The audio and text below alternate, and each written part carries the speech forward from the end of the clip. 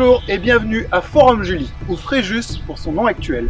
Alors aujourd'hui nous allons parler de l'histoire de cette ville et même au-delà sur toute l'histoire de cette région en général. En effet, pour comprendre le contexte de la fondation de la ville, il convient en fait de parler de l'époque où la région était commercialement dominée par Massilia et les Phocéens. Et c'est qui ces Phocéens? Me doute qu'ils viennent pas d'un fossé. Non, pas d'un fossé, mais deux fossés. C'est une cité. Située en Lydie, en Asie mineure, c'est bon maintenant? Ouais, la Tartanolie là, en Turquie. Anatolie, c'était presque ça. Phocée fait partie des domaines grecs qui dominaient cette zone. Partant fonder des colonies commerciales le long de la Méditerranée du nord et de l'ouest, ils fondèrent Massalia, Marseille, en -600, Avignon, pour Avignon, Agathée, Tyché, Agde, et Antipolis, Antibes, ainsi que Nicaïa, Nice. En -546, Phocée est détruite par les Perses de Cyrus le Grand. Les riches familles auront le temps de fuir vers leurs colonies, les faisant devenir, notamment Massalia, le nouveau centre de la culture phocéenne.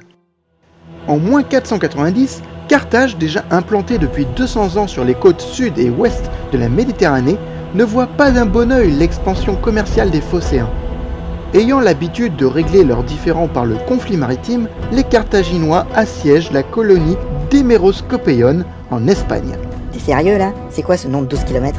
L'aide phocéenne arrivera pour dégager le blocus et la bataille sera remportée par ces derniers grâce à leur nombre. Le conflit ainsi réglé, les limites d'influence entre Phocéens et Carthaginois seront fixées pour plusieurs siècles. Par la suite, les Phocéens du sud de la France continueront de fonder de nouvelles colonies dites massaliotes, puisque de Massalia, par exemple Agathon pour Agay, Olbia pour Hyères et Athénopolis pour Saint-Tropez. Alliée de Rome, la puissance maritime de Massalia sera notamment décisive durant les guerres puniques opposant Rome à Carthage. Ok, Rome, Carthage, je vois, mais punique, ça sort d'où ça? Alors en fait, les Romains, ils appelaient les Carthaginois Ploénie, d'où le terme français punique. Ces trois guerres échelonnées entre le 3e et le 2e siècle avant Jésus-Christ mettra à terre Carthage au profit des Romains. Ah oui, là où il y a Hannibal et ses éléphants. Oui, exactement, durant la deuxième guerre punique, oui c'est ça. Et tu vois, je sais des trucs quand même un peu. Hein.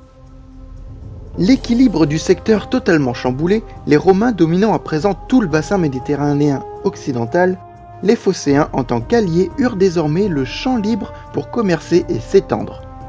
Ils continueront de demander l'aide de Rome durant cette période pour soumettre diverses peuplades celto-ligures de la région, entre Nicaïa, Nice assiégée, et jusqu'à proximité de Massalia, où un camp romain deviendra rapidement ville sous le nom d'Aquae Sextiae, futur Aix-en-Provence. Entre deux, les environs de la future Forum Julie sont donc également dégagés de toute menace. Entre -58 et -50, Jules César mène sa guerre des Gaules, dont je n'entrerai nullement dans les détails ici, mais qui se termine par l'annexion de toute la Gaule au monde romain. Plutarque dira de César: En moins de 10 ans qu'a duré sa guerre dans les Gaules, il a pris d'assaut plus de 800 villes, il a soumis 300 nations différentes et combattu en plusieurs batailles rangées contre 3 millions d'ennemis, dont il a tué 1 million et fait autant de prisonniers. Forum Julie, signifiant le marché de Jules, sera fondé à ce moment, vers -49, bien que la date précise est relativement incertaine. La ville était destinée à devenir une nouvelle plateforme commerciale pour détrôner Massalia. Mais les remous politiques qui secouent la République romaine dégénérera en une nouvelle guerre civile entre Pompée et César. Celui-ci, voulant renouveler ses droits de consul, s'oppose à Rome et Pompée qui lui demandent de rentrer et de dissoudre ses armées. César refusera néanmoins et c'est en -49 que César traversera le Rubicon avec son armée en déclarant la fameuse phrase « Alea iacta est », le sort en est jeté, lançant officiellement la guerre civile de César qui durera 4 ans et s'achèvera par sa victoire. Massalia fera le mauvais choix durant cette guerre civile. Bien que ne voulant pas prendre réellement parti, elle accueillera les émissaires de Pompée. En conséquence de quoi, la cité sera assiégée par César, qui la prendra et l'annexera à la région romaine narbonnaise. C'est alors la fin de l'indépendance des Phocéens. La puissante Massalia et toutes ses colonies passent alors sous contrôle romain.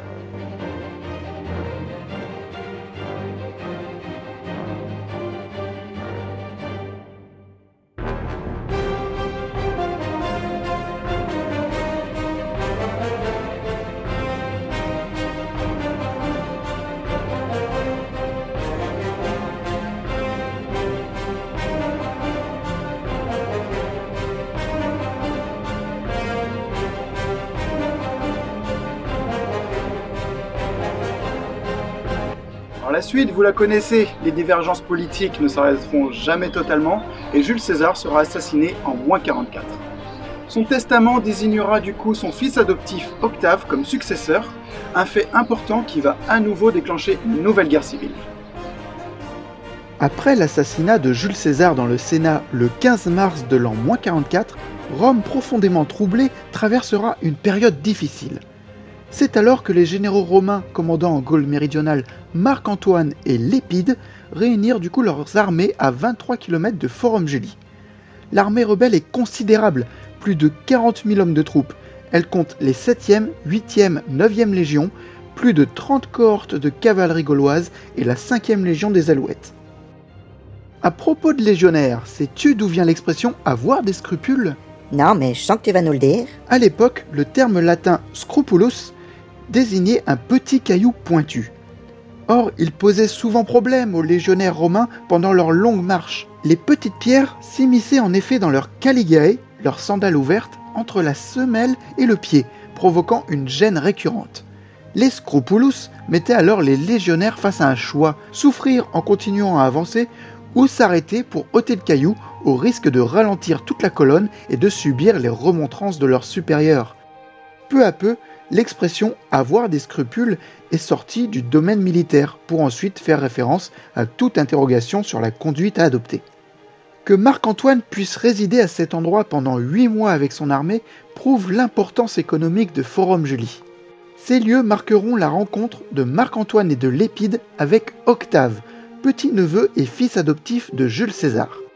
Cela amènera à la formation du Triumvirat qui durera 12 ans, destiné à se partager à trois le contrôle des territoires romains. Octave récupérera l'Occident.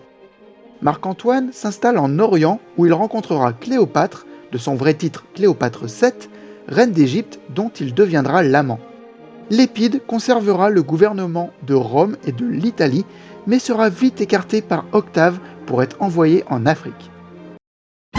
C'est l'heure de notre jeu concours. Je peux faire l'annonce ? Bon d'accord, mais répète après moi. Vous avez de la chance puisqu'on vous a choisi parmi les gens de la liste. Vous avez des champignons moisis par milliers dans l'anus ? Vous avez 18 ans et plus. Vous avez des huîtres en plus ? Vous pourrez faire partie des heureux gagnants, comme dis un nom fictif. Vous aurez peut-être aussi des cheveux gagnants, comme Obi-Wan Kenobi. Un nom fictif, pas de fiction. C'est pas facile, hein. Alors retrouvez le commandant Cody caché dans l'émission. Alors retroussez vos manches et fouillez dans les petits étrons. Attends, t'es sûr que tu répètes la même chose que ce que je dis là ? C'est peut-être vous qui dites pas la même chose que ce que je répète ? Mais tu as déjà vu le commandant Cody ? Non. Tu as déjà vu l'émission ? Non. Mais tu sers à quelque chose ? Non. Bah affiche-moi le camp alors.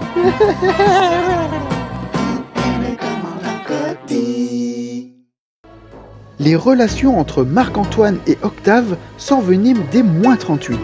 Différentes campagnes militaires embraseront la Méditerranée dans le cadre de cette lutte de succession. En moins 32 démarre officiellement la dernière guerre civile de la République romaine avec la déclaration de guerre de Rome à l'Égypte de Cléopâtre qui est soutenue par Marc-Antoine. Le tournant se déroulera lors de la bataille d'Actium en Grèce en septembre de l'an moins 31. Bien qu'avec un léger avantage à Octave, chaque camp ramènera près de 250 navires, 75 000 hommes et 12 000 cavaliers. La bataille tourne largement à l'avantage d'Octave. Cléopâtre et Marc-Antoine arrivent à s'enfuir alors que la majorité de la flotte et de l'armée se rend et est capturée. La souveraine d'Égypte et le prétendant romain n'ont plus de troupes pour continuer une guerre. Ils se retirent à Alexandrie qui sera assiégée par Octave pendant 1 an avant que Marc-Antoine finalement ne se suicide. Cléopâtre le suivra de peu et se suicidera le 12 août de l'an moins 30 en se laissant mordre par des serpents. Elle avait, on suppose, environ 39 ans. La disparition de Cléopâtre marquera le crépuscule de l'Égypte antique des pharaons. Le pays sera ensuite annexé en tant que province romaine. Le mythe romanesque autour de Cléopâtre a commencé dès son vivant. Amante de César puis de Marc-Antoine, elle donnera un enfant au premier et 3 au second. Elle est la dernière reine de la dynastie ptolémaïque, venant du général grec Ptolémée, qui a récupéré sa part du partage de l'empire d'Alexandre le Grand. Cette 33e dynastie dirige l'Égypte depuis près de 300 ans. Le mythe de Cléopâtre n'a fait que croître à travers les siècles, faisant d'elle la souveraine d'Égypte la plus connue à travers le monde. Quant à Octave, victorieux, il entamera à la tête de Rome une réforme progressive de la politique et deviendra, à partir de -27, le premier empereur romain sous le nom d'Auguste.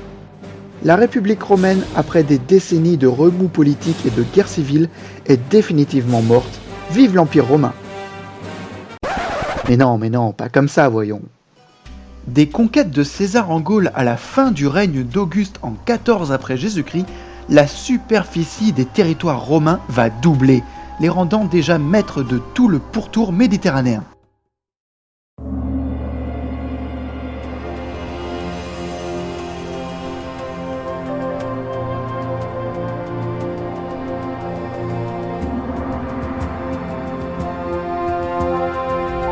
Nous voici au niveau de l'ancien port de Forum Julie sur le quai sud. Le bassin du port s'étendrait autrefois ici dans cette plaine. Alors c'est après la bataille d'Actium que du coup Octave rapatriera ici les galères prises à Marc-Antoine et Cléopâtre, faisant de ce port le plus important port romain de Gaule et le deuxième après Ostie qui est le port de Rome. Alors pour commémorer cette victoire maritime, la ville prendra le nom complet de Forum Iuli Octavanorum Octolonia Cae Pacensis Appellatur et Classica. Ah bien, il faut 2000 ans rien que pour le prononcer le nom. Pour mettre ça sur une carte aussi, c'est pratique. Tiens. Voilà, tu l'as dit. C'est pourtant ce port qui provoquera le déclin de la ville durant le Moyen-Âge.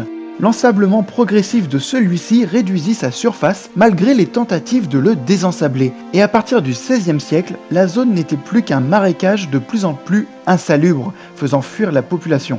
Son assèchement volontaire et définitif aura lieu au XIXe siècle pour le laisser dans l'état où on le voit aujourd'hui. Ce qui signifie que si des fouilles sont entreprises dans la zone de l'ancien port, il est possible de retrouver éventuellement des bateaux qui seraient restés ensablés puis recouverts complètement, et donc d'une excellente conservation, ce qui pourrait être d'incroyables découvertes.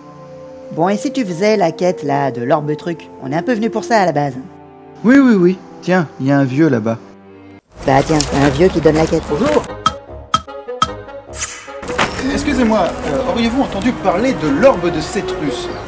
L'orbe de Cétrus, oh, oui, de cela et de bien d'autres choses encore. Comme par hasard, hein. C'est parfait, dites-moi plus alors du coup. Oh, je sais tellement de choses. La guerre punique, la lésite de Mars.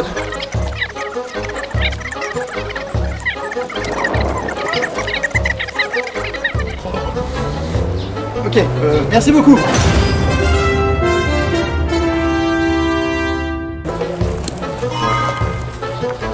Je cherche des champignons.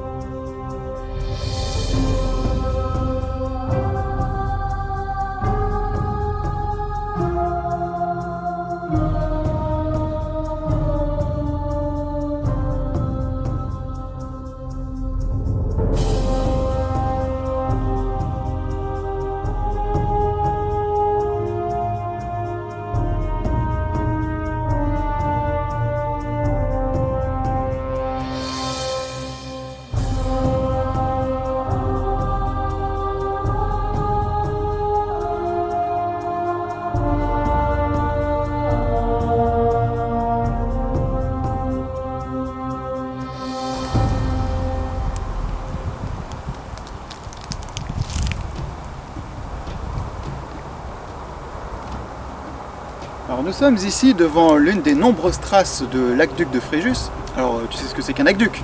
Ouais, un pont qui porte de l'eau comme le pont du Gard là. Alors Oui, mais en fait, ce genre d'ouvrage ne représente en réalité qu'une petite portion d'un aqueduc au complet. En France, il y avait 156 aqueducs. Celui de Mons à Fréjus mesurait 40 km et devait acheminer l'eau de la source de la Siagnole à la cité romaine. L'eau qui coulait en continu mettait 17 heures à traverser l'aqueduc pour rejoindre la ville depuis la source. Souvent, quand on pense aqueduc, on s'imagine évidemment les grands ouvrages d'art, comme le mondialement connu Pont du Gard, romain lui aussi. Mais comme un aqueduc doit garder une pente plus ou moins constante, ou en tout cas ne jamais remonter, si le trajet se heurte à une colline, on creuse alors un tunnel. Ce qui fait que pour l'aqueduc de Fréjus, il est majoritairement enterré à près de 92%, ne surgissant alors sur des ouvrages visibles que lors des traversées de vallons par exemple, ce qui représente moins de 5% du tracé. Les arches sénéchiées sont en réalité un double aqueduc construit côte à côte, une déviation de l'eau ayant lieu juste en amont afin d'alléger le poids sur l'ouvrage. Un choix de construction suite à l'éboulement d'un premier ouvrage unique. À proximité de la ville, ou sortant de la colline du parc Aurélien actuel, les arches ensuite s'élevaient à plus de 12 mètres jusqu'au rempart de la ville. Il entre alors dans sa dernière portion qui fait partie des moins de 3% d'aqueducs sur mur. L'eau était ensuite distribuée dans la ville par des petits canaux et des canalisations en bronze jusqu'aux fontaines ou bains publics. L'aqueduc était une source de revenus importante pour la ville, puisque l'eau était vendue aux concessionnaires. Les bains et établissements publics payaient un droit à l'année. Les habitants, eux, recevaient l'eau en fonction de ce qu'ils payaient, grâce à la mise en place de canalisations au diamètre approprié. Cet aqueduc fonctionnera pendant 450 ans, avant d'être détruit en partie par les invasions barbares, puis démantelé en d'autres endroits pour la construction d'autres édifices. En route pour l'aventure. Archéologie. Allez hop, on y va, en route pour l'aventure. On n'y résiste pas. Aventure, nous voilà.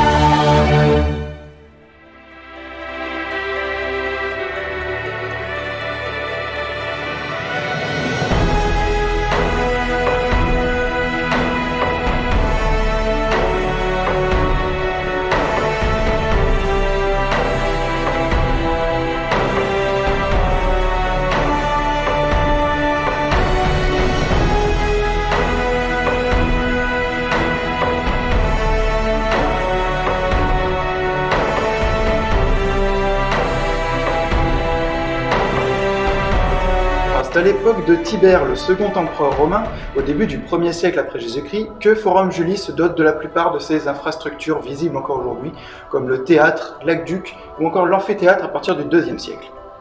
Forum Julie accueillera sous Octave les vétérans de la 8e Légion créée par César et s'étant battus durant la guerre des Gaules, notamment à Gergovie et Alésia, mais également lors de la bataille d'Actium, dont on a parlé plus tôt.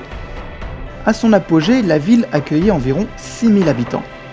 La Fréjus médiévale qui suivra représentera à peine un tiers de la population lors de l'époque romaine et périclitera lourdement au XVIe siècle. À cause du porc qui pue, vous vous souvenez? C'est ça.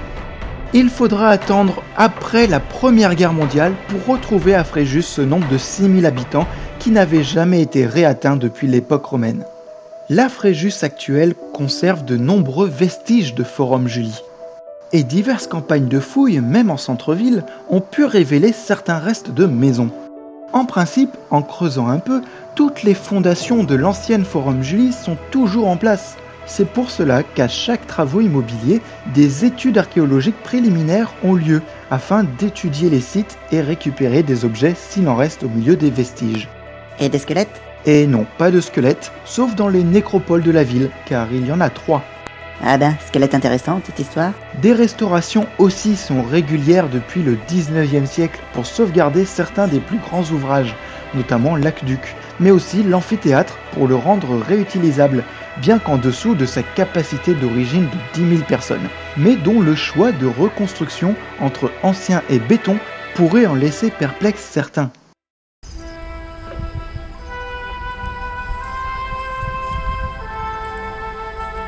C'est sur ce petit pont romain que s'achève notre aventure à Forum Joli. J'espère que cette balade dans l'antiquité de cette région vous aura plu. Je vous dis à très vite pour de prochaines aventures. Allez, salut, ciao!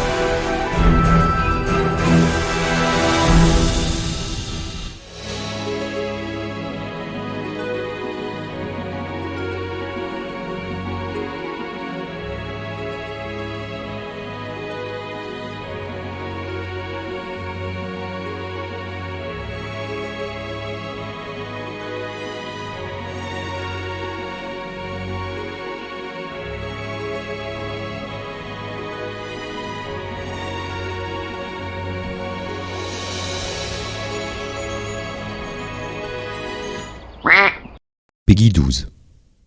Cette scène pouvant heurter la sensibilité des plus jeunes, nous avons choisi de la remplacer par cette courte animation.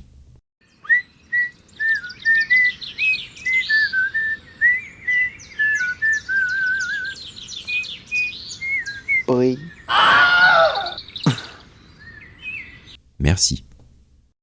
Où suis-je? Je suis mort? Non, ton heure n'est pas arrivée. Qui me parle? C'est Obi-Wan Kenobi, mais il y a des perturbations dans le réseau de la Force. C'est pour ça que tu ne reconnais pas ma voix. D'accord. Crix, écoute-moi. Hmm. Tu m'écoutes? Oui. Sur la route du troisième tombeau de la chrétienté, la stèle romaine et ses indices tu trouveras. Te diront par qui l'ordre est gardé. C'est quoi ça? Un poème? Un 5 ou un 8 te délivrera. Ah non, c'est Jumanji. Attends, je fais un lancer mental. 8. C'est bon, je peux me réveiller? Ouais. Y'a quelqu'un?